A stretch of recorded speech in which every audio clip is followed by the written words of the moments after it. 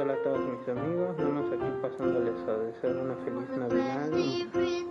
se lo pasen bien con sus amigos, con su familia, con todos sus seres queridos y perdón que esté cubierta de la cara, pero ando un poco mal, entonces ya ni modo,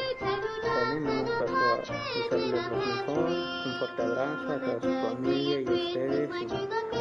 pásensela bien y a disfrutar de esta bonita Navidad con todos sus seres queridos. Y pues ya saben, de corazón y antemano, un fuerte